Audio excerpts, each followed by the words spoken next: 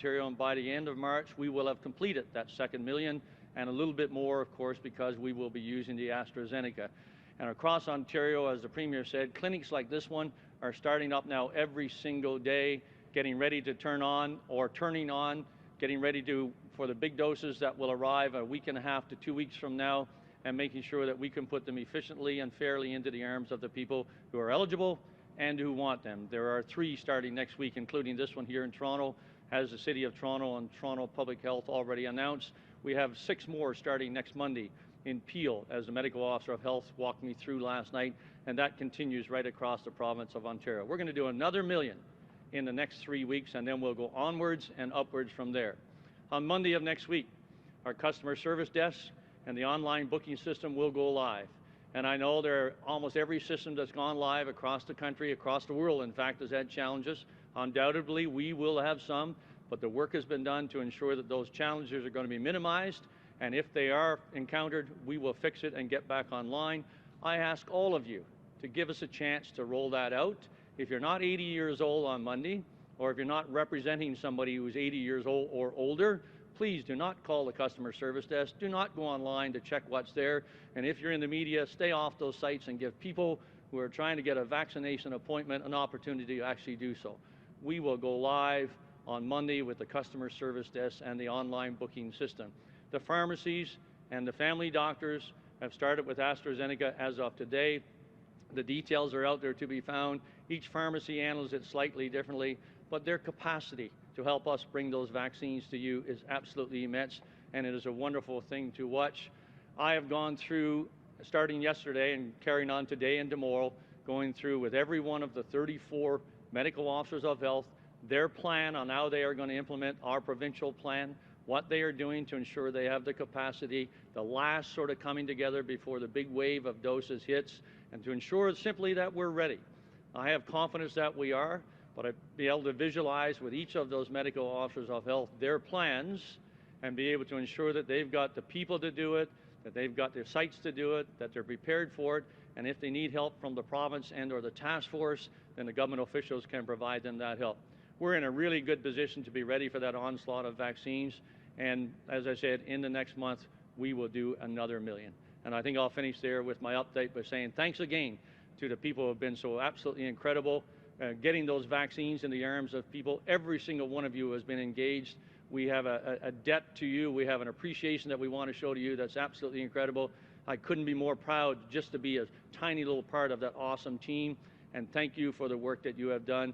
And to all of the people of Ontario, those vaccines are coming in the short term as you wait for them. Please be a little patient, and please follow the health measures and make sure that we don't give COVID-19 virus or any of the variants an opportunity to surge again whilst we get the vaccine to you as quickly as possible. Thank you. We'll go to the phone line for questions. First question, please. From Sean Jeffords at the Canadian Press. Please go ahead. Hi, Sean. Good afternoon, Premier. I wanted to ask you about the move to roll the shots out in primary care physician offices. We spoke with the OMA yesterday, and I think we're left with the impression that this was not just, it wasn't ready yet, and that they were kind of operating a bit in the dark when it came to this plan. What's changed in the 24 hours since we spoke with them that would give you confidence that this is going to happen Saturday and people are going to get those shots in doctors' offices? Before I hand it over to the General, first of all, the primary care physicians, they've done an incredible job out there. I want to thank them. And they have an opportunity to get vaccinations into people's arms, ages 60 to 64. They're the ones who have the patient list. And I have all the confidence in the world they're going to do an incredible job. I'll pass it over to General Hillier. Sean, thank you for the question. Nothing happened yesterday to change what we've been doing with the OMA and the Nursing Association of Ontario. We ran a tabletop exercise on Monday of this week to walk through how the family physicians and primary care professionals could be utilized. They have been all along in a variety of ways and manners in public health units across Ontario, whether that's part of mass vaccination clinics or whether that's part of teams that go into long-term care homes. Now we're moving a step further where primary care professionals and family doctors will form clinics on their own, mini mass vaccination clinics, if you will. They will continue to work as those teams that go out to populations that cannot come to vaccination sites. and they will continue to support the vaccination rollout in their public health unit. And this week, we're starting with a pilot project on doing those mini mass vaccination clinics by using AstraZeneca. We've walked through that with the OMA. We did a tabletop exercise with them. We're flowing those vaccines to those people in the pilot project, as the Premier mentioned earlier, literally as we speak, and they will start doing it. And then we'll expand it across the province as more and more vaccines arrive. So we've been working with them for quite a while now to do it. Thank you. Follow-up? Premier, I'm wondering also about the pharmacy rollout here and the booking through the pharmacies themselves. I mean, is there something in the mechanism where you book to prevent people from booking multiple appointments and kind of playing the odds to ensure that they get a shot, and frankly creating problems when they don't show up for these other appointments that they've booked? Is there some safeguard to prevent that? Well, again, I'm going to pass that over to the general, and he's been dealing with the pharmacies directly. But the good news is we're going to have excess of 300, I think it was 360 across the province. We're going to ramp that up. There's 4,900 pharmacies in the province. Not all 4,900 will be involved, but the vast majority will. And they're going to play an absolute critical role in making sure that we get needles into people's arms. And I want to thank the pharmacies, especially the independents, and then the large ones, the Rexalls and the Shoppers and the Walmarts of the world. So I want to thank each and every one of them. Premier, thank you. Premier, thank you, and thank you for that question. And yeah, once you book an appointment, you will not be able to book a second. There's a system in place to actually do that based on address and postal code. It won't be perfect, so I'm sure we'll find examples of those who have done that. All I do is encourage you to book one appointment. There are going to be vaccines enough for all of us, and they're going to be here very soon. Book one appointment, and don't try to diminish the opportunity that your friends and your family and others could have to get their vaccine also by clogging up by trying to book more than one appointment.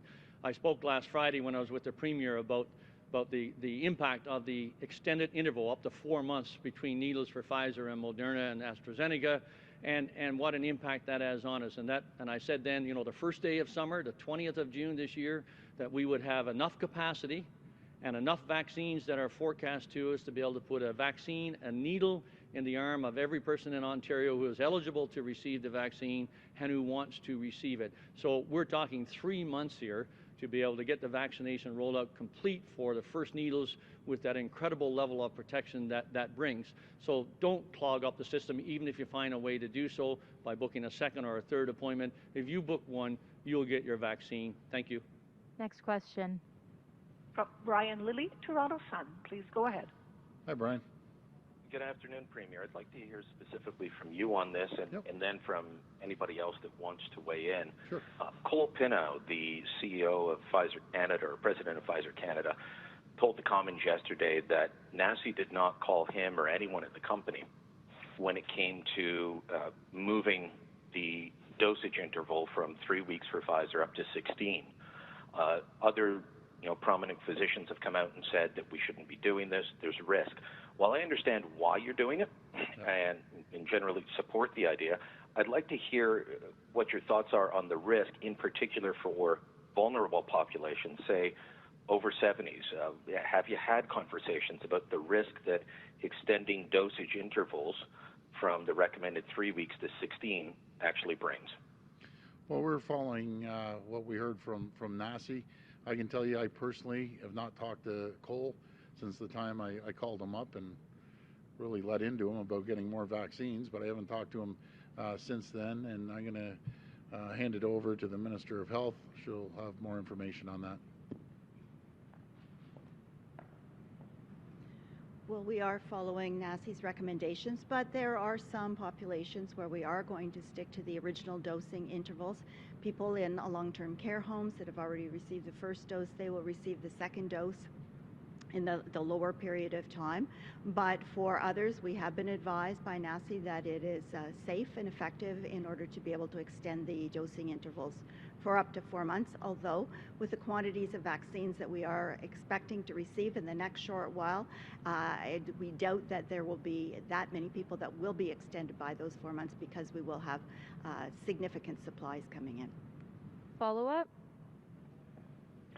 Premier, we're at the 1 year mark for COVID kind of taking over our lives, from being something that we watched on the news to being something that we all lived every day. And stay-at-home orders, lockdowns, all of that. I've spoken to your opposition critics and others who have told me how they think you've handled the last year. I'd like to get a sense from you. Where do you think your government did the right thing, and where do you think that you and your government dropped the ball? Well, first of all, I've always said it's not about me. Yes, we at the end of the day, the buck stops with us, but it's all the great work that everyone pulled together. I remember that day. I was in Ottawa, and we said that we were closing down the schools, but no one ever anticipated it would go to this extent. And it was just amazing. And I can tell you, Brian, I've never been more proud to be Premier of a province of Ontario when I saw everyone band together, and we had one hurdle after the other hurdle after the other hurdle. And this was all new to the world, not just Ontario. Where I wish we could have done something different is with collaboration, getting a company to produce the vaccines with the federal government.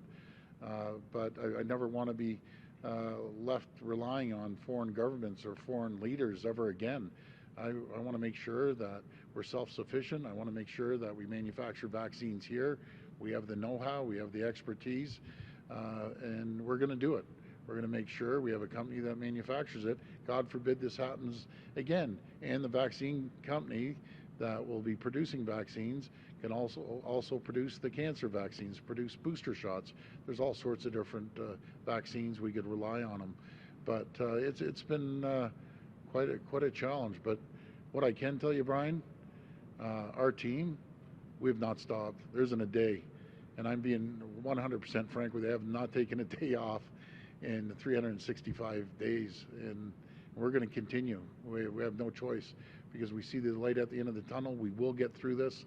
And I'm just so proud of everyone in Ontario for pitching in. Next question. From Rob Ferguson, Toronto Star. Please go ahead. Hi, Rob. Hello, everyone. I'm just wondering, now that we have the family doctors, the primary care physicians factored into this, how many doses are they getting out of this 194,500? How many are going to the collectively 325 pharmacies?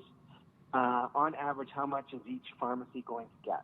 Yeah, really good question. I'm going to have to pass it to the general on that. Thank you.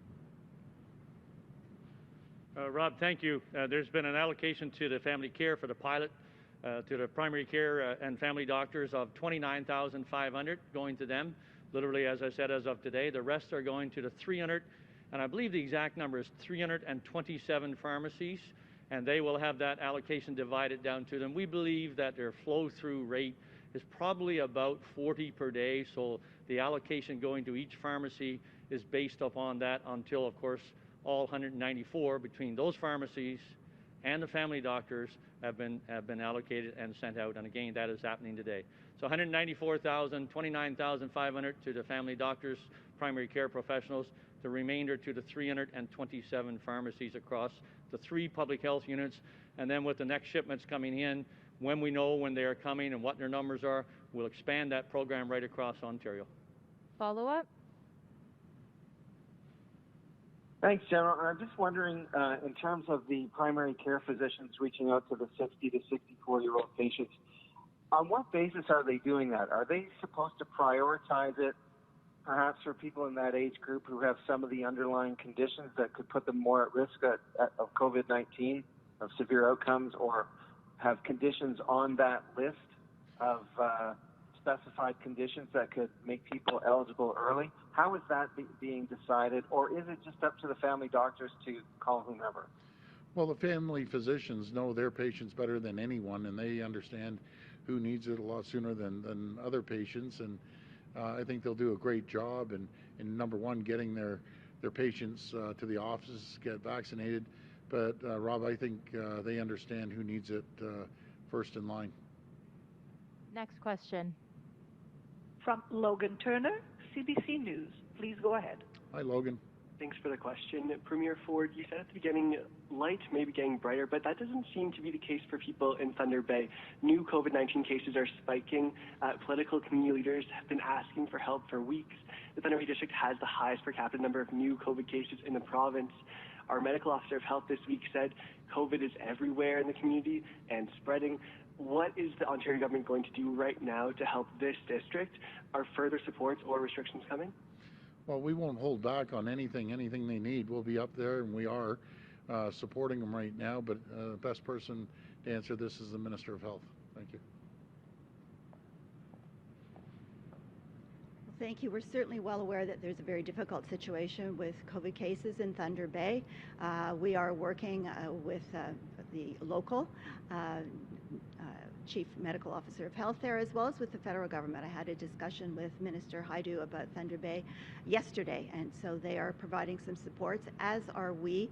We have sent in an additional case and contact managers and people to do the follow-up to help support, as well as some of the public health units that aren't particularly as busy with COVID right now, that they can provide some support by phone as well.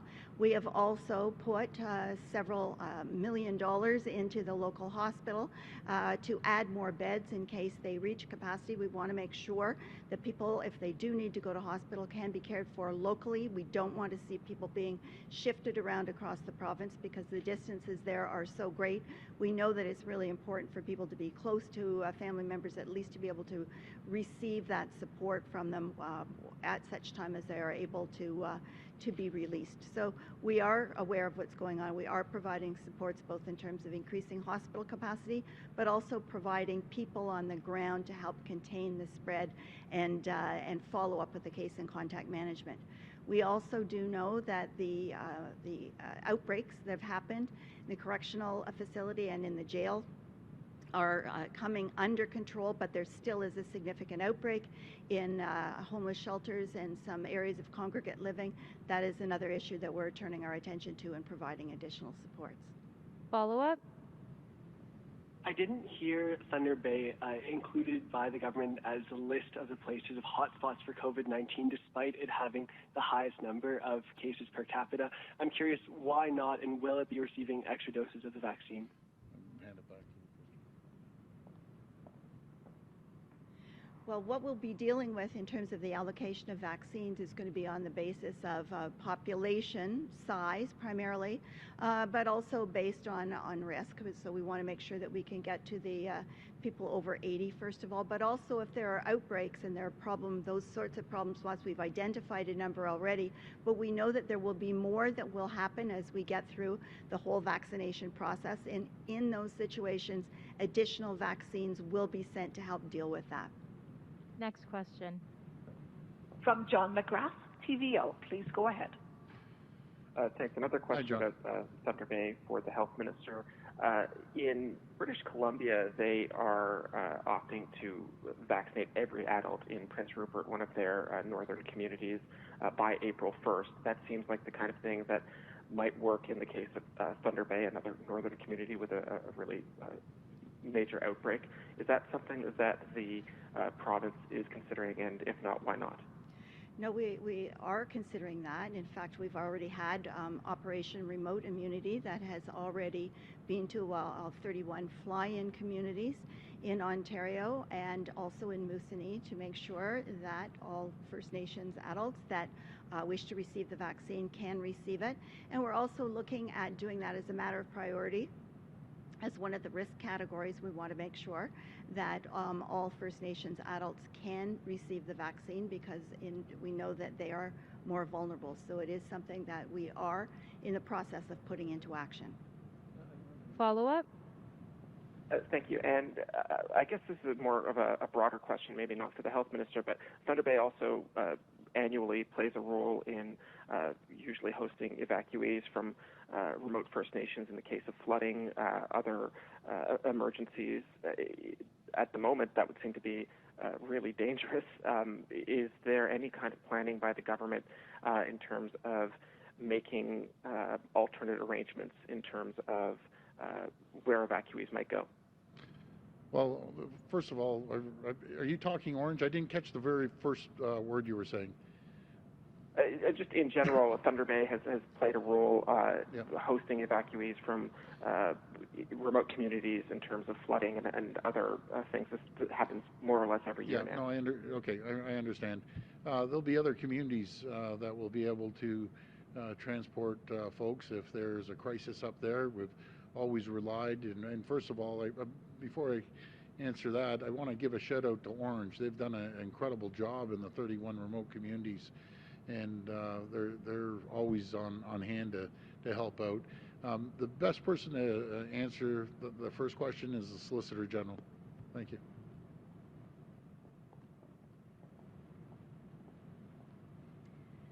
So I can assure you that the Provincial Operations Centre, POC, has been working directly with many communities that have historically assisted when and if there are spring runoffs. And that work is ongoing, has been going on for a number of months. Frankly, it is one of the reasons why we made sure through the Operation Northern Remote Immunity that we made sure those 31 remote communities, including Moosonee, were one of the first groups of communities to be inoculated, vaccinated. So yes, we are working with many different municipalities if and when spring flooding occurs. Thank you. Last question. From Patty Hendershide at AM 800. Please go ahead. Patty. Hello, Premier. Thanks for taking my question. Thank you. The Windsor pharmacies today, the appointments they put out, they started taking appointments this morning. They were filled within minutes, and there's waiting lists now. Is there enough of the AstraZeneca to immunize the 60 to 64-year-olds in this region in the pharmacies that they're doing now? How are those numbers there?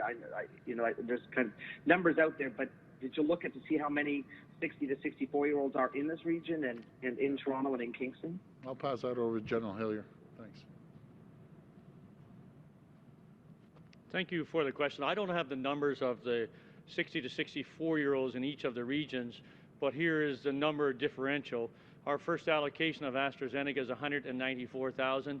In that age group of 60 to 64 across Ontario, there are 1 million people. So clearly, we don't nearly have enough vaccines to do all of that age group in this first batch. We're not sure of the next arrivals of AstraZeneca, but you can be sure as soon as we get them, as soon as we know, we'll publicize that, obviously, and we'll move it to our logistics pipeline and get it to pharmacies and family doctors and carry on along that same age group until we are finished all those who are eligible and who want to have the vaccine. So 194,000 across Ontario. There are 1 million people in that age group of 60 to 64. So clearly, we do not have enough to do all of them or even close to it yet. Follow-up? And I'm not sure if I missed this or not, but with the AstraZeneca, will there also be a 4-month wait for the second dose like there is with the Pfizer and the Moderna? Or is there enough with the people getting it as soon as it starts in a couple of days to get their second dose within a month or so? There would be 4-month delay there. Thanks, everyone. And I just want to mention to the folks out there, again, I want to thank the frontline healthcare heroes and everyone that's pitched in. You know, we're getting through this, folks. We've all been through a real challenging last year, and I just want to thank everyone for doing an incredible job. And on Monday, be prepared. You know, every region, as the General said, the portal crashes. Don't panic. We'll get it back up. And we have some really great folks. I know on the back end, Amazon, one of the largest companies in the world, are supporting us, and they're used to large volume. But folks, if there's one ask I have, please, if you are not booking for anywhere from 80 plus, please do not go on the line. Please do not call that number. What you're doing is just taking away from someone that's very vulnerable.